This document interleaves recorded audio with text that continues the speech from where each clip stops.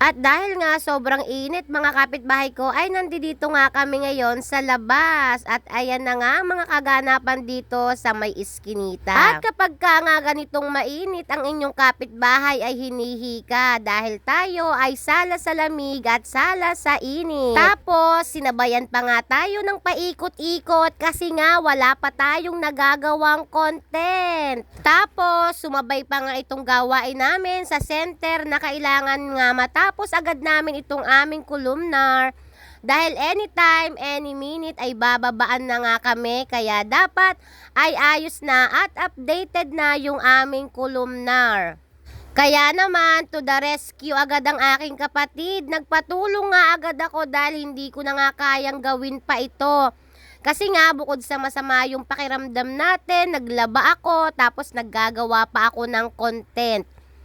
Ipakikita ko nga lamang sa inyo mga kapitbahay ko yung mga gawain namin bilang isang BHW dito sa aming barangay. Hindi madali mga kapitbahay ko dahil meron nga akong nasasakupan na 52 na bahay at sa bawat isang bahay ay ilan ang tao doon.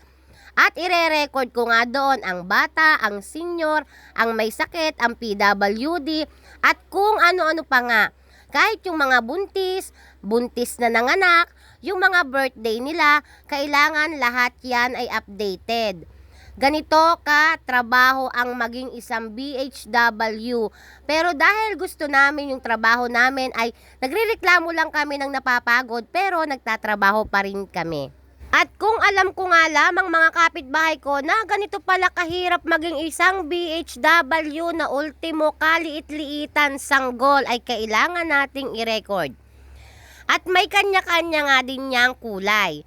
At bawat bahay nga mga kapitbahay ko, dapat alam mo kung ilang pamilya meron sila. At ngayon nga mga kapitbahay ko ay meron nga kaming lumang kolumnar. Pero ngayon nga ay kailangan na naming ilipat at baguhin.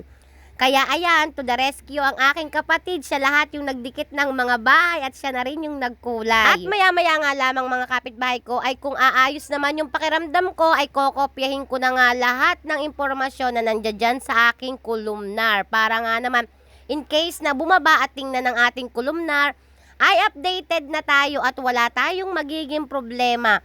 At dapat sa ulado mo lahat ng mga kulay na meron sa bawat bahay. Ganyan.